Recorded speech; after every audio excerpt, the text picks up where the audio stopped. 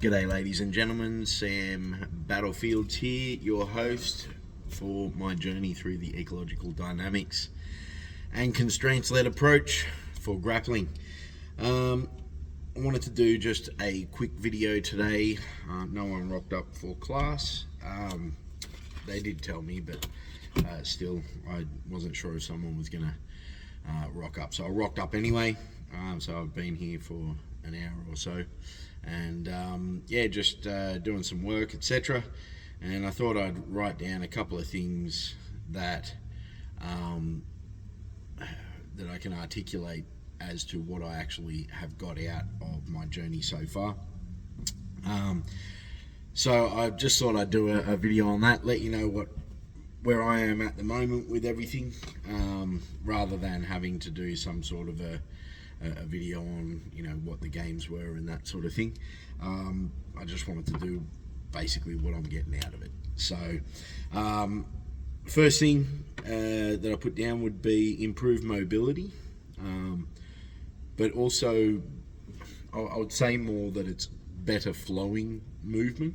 I'm not it was discussed in by Kabir Bath and Mike from Primal. I think it's Mike.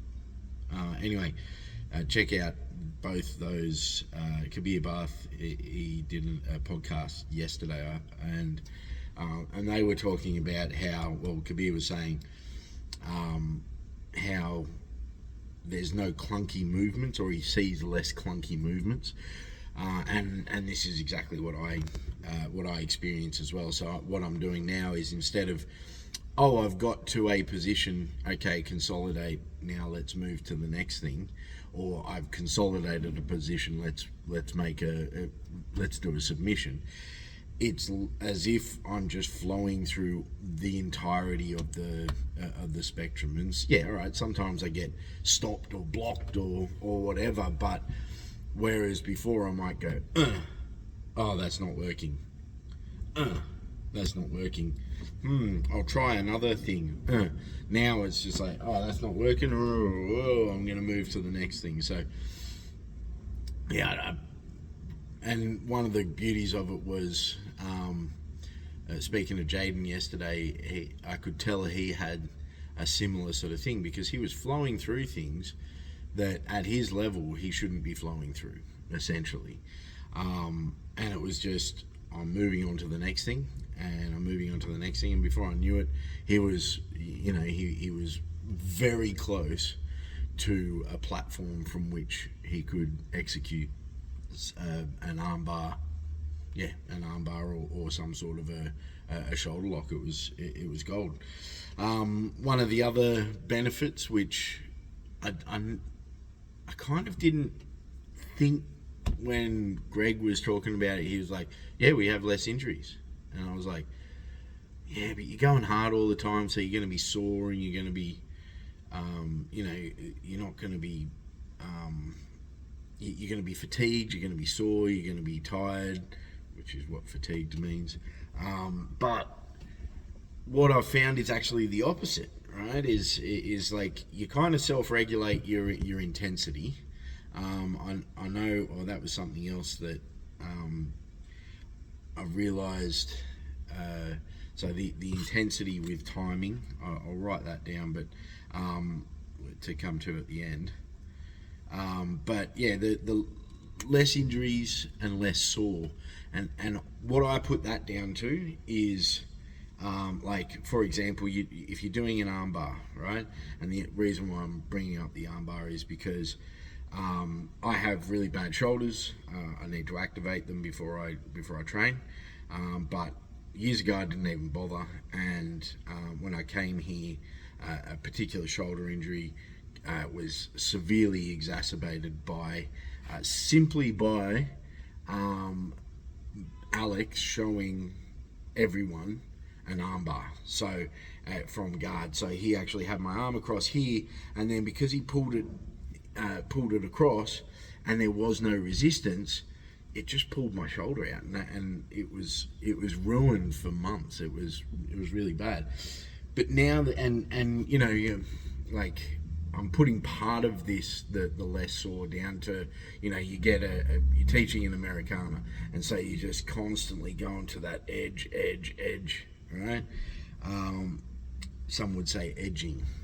Nah, just kidding. But like, what you're then doing is stretching all the tendons and all that, and in reality, like, you won't have your shoulder or whatever manipulated in that way that many times with no resistance. Like, it just doesn't happen. And so what happens is all your ligaments and tendons and everything get a little stretched, get a little weakened, and then because everyone's attacking that this week, bang, they're onto that shoulder, and bang, you get an injury. I think as well the less sore comes from the fact that, and I was speaking with Chris about this the other day, but you're warm, you get to a warm level with the start of the class. So we've been operating with the for about a week, I'd say, probably a bit less, but about a week, where I'm doing stand up, then guard, then the main thing, and we'll swap it around, but primarily that's what we do. And warm up, you get your heart rate up, you get your body warm, and then it just never dips into that cool down stage. You might get a little cooler while waiting for your roll or something like that, but you never drop out of warm, right? Whereas, and Chris made the great point, whereas in normal class what happens is you tend to get warm and then listen to someone for 15 minutes, 10-15 minutes, and then do some dead drills that, they might get you a little warm, but they're very specific, very targeted move, and then you jump straight back into rolling. So you end up getting sore and tired and all that kind of thing. Another bonus, one of the benefits I've definitely got, is that I'm excited about takedowns. I'm able to learn from, like, so I've got like a generalized understanding of takedowns. I'm not specialized in any way, shape or form, but what this has provided me with is a framework within which to go and explore what I need to learn to improve my takedowns. Whereas before it was kind of like, 1 week every 6 months, and you get thrown on your ass and get hurt and get injured, and so it was never really a fun thing. One of the other benefits that feeds into that is the ability to visualize. I am spending probably, I would say, upwards of an hour per day now in like either semi-visualizing or actually in the role visualizing what's going on. And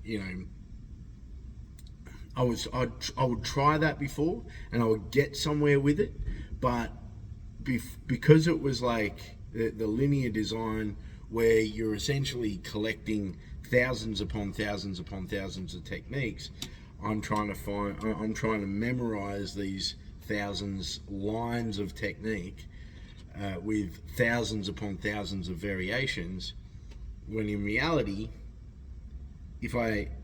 I'm like, what I'm doing lately is looking at the core concepts. What are the core things that are needed for this to work? And then just going, okay, well, if I can get that core concept to work, then the rest of it will play out. And a good example was the other day, teaching the omoplata from guard, and just realizing that the main thing I needed to do was get my knee across to the other shoulder, across the back into the other quadrant, into one of the top quadrants.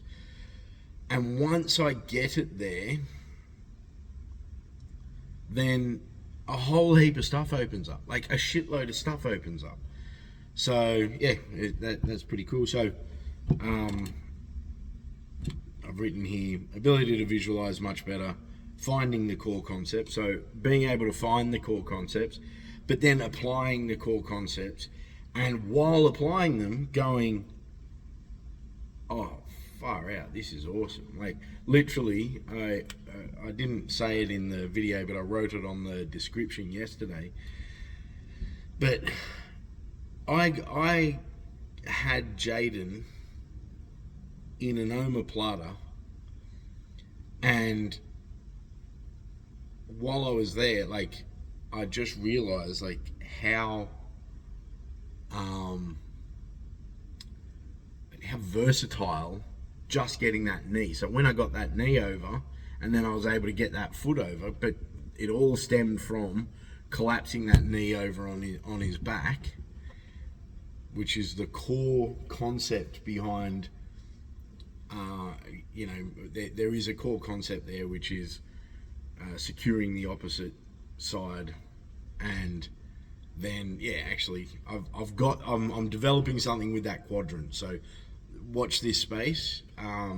Quadrant theory is in the works.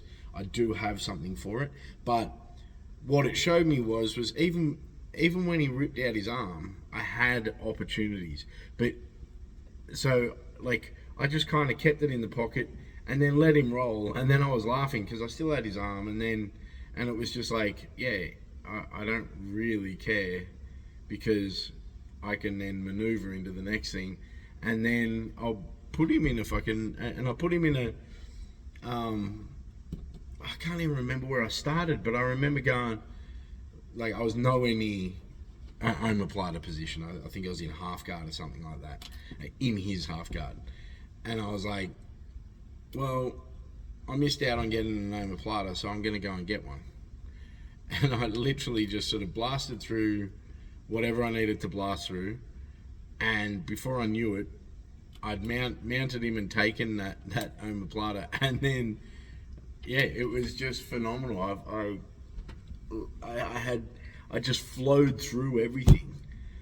And it was like, it was just so fucking sick. And I think there's my next thing. I get into a flow state so often now. I mean, I'm pretty much in a flow state from the moment I start doing the stand-up thing, because it's like, okay, well, my body's now just attaching, doing something, going for a connection, trying to get something. And then, the games make it hyper-specific, but they also mean, because it's a core concept, you can then take it to the rest of the game as such. So there is that. I'm very happy. So watching that Kabir bath and Primal, I'm pretty sure his name's Mike. Mike from Primal, have their discussion. I was so happy because he gave me some other resources to look at. And when I was looking at these resources, I was like, this is exactly like the development of the games. This is how I develop them. So the development of the games that people like Greg Souders and these guys that have been doing it for 2-3 years, I'm doing it in a similar way. Like, I won't say exactly the same, but I'm developing games with a similar similar principles behind how I'm designing the practice. So I'm really happy with that. And these reviews that I'm putting online, I think they're keeping me accountable to actually reviewing what I'm doing. And I truly believe that this is making me a better coach, without a doubt.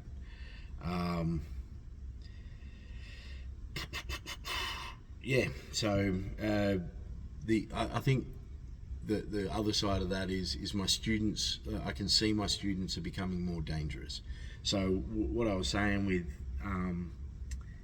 Jaden yesterday is he got to a position in mount where he had both my arms up like this, right?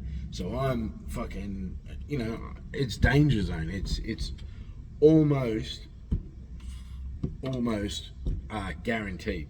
The only thing is he didn't secure my arms against my head. If he'd done that, it was down. It was over. But he kind of stayed underneath this position here. So it did help me in that respect. But yeah, I wanted to address a couple of things. So mixing terminology, I'm starting to be fine with that. I think that keeping a purely academic language model will isolate the people who are already grapplers. It will exclude in some way those people. So yeah, and getting buy-in from every lesson as well. So one thing that that people might not be doing as well, that I think I think I've done quite well with, is explaining up front why and what I'm doing. So and at the moment I'm really lucky because my classes are between 1 to 4 or 5 people. So it's easy for me to implement this stuff, especially as the other coaches that coach on Monday and Wednesday, they can do their own thing. All right, so they might stick to their old method with looking at it like, oh, I'll put a little bit of this ecological dynamics in, or just a little bit, which is fine. I realize this has taught me that I'm not we don't know everything. So, I'm all in, but does that mean everyone else needs to be all in? Probably not.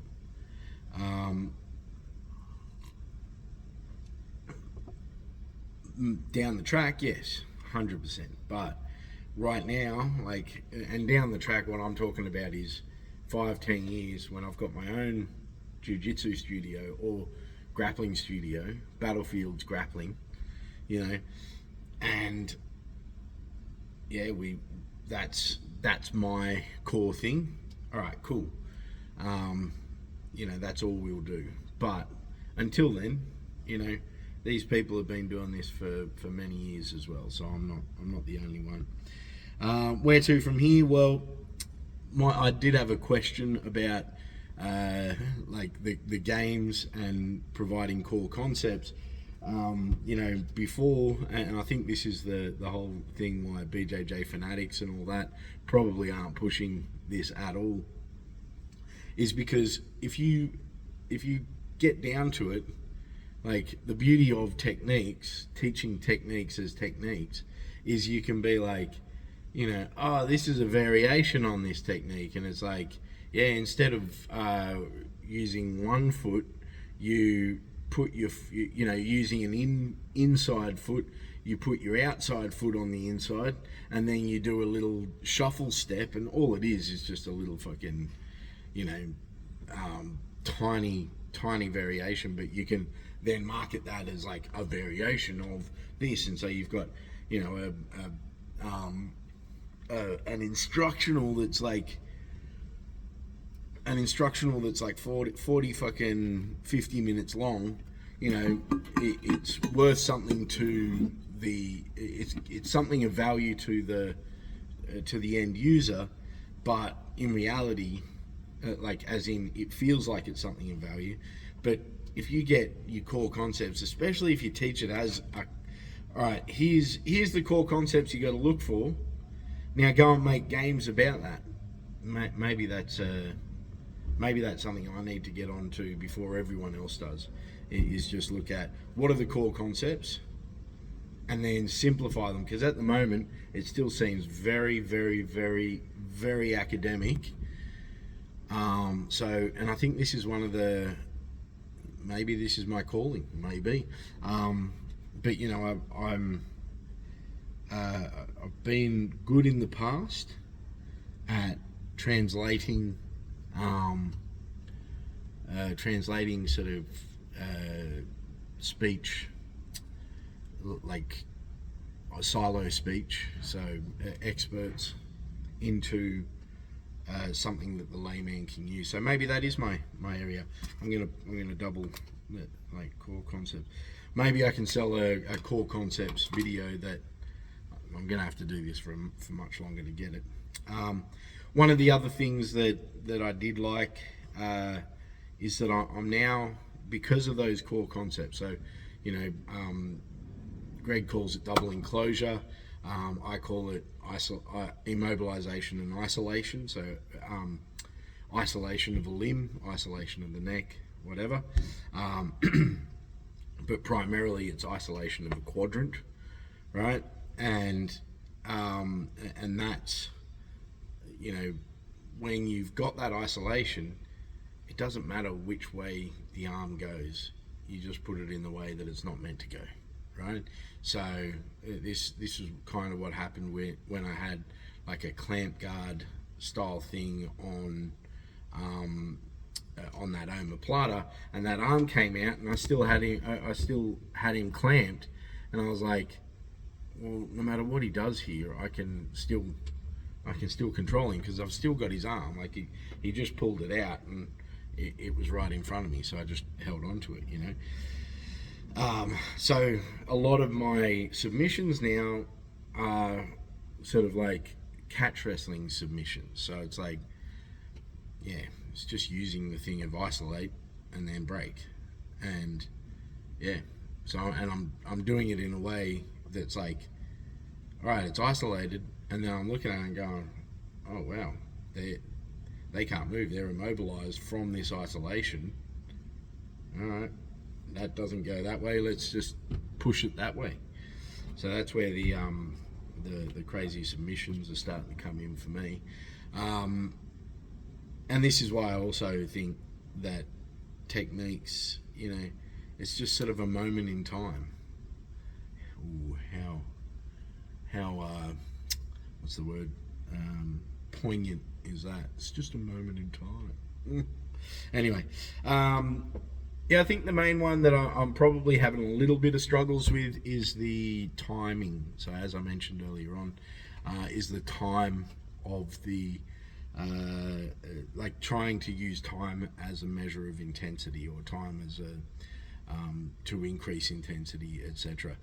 I think what I've found is because we've got small classes, I don't have that luxury, but cycling people in is so cycling people through each other gives that level of intensity, because you do have like a 30 to 1 minute break while waiting for the person to achieve the task. So waiting for the current people that are playing the game to achieve the task. So I think there is an intensity there that's it's like always at the right intensity in that case. I may be wrong, but that's where I'm going to from here. Anyway, this has been a longer video because it's kind of a like an update as to where I am and a consolidation of what I've been thinking. Thank you for joining me on this journey into the ecological dynamics and constraints-led approach for grappling. I am Sam Fields. Peace.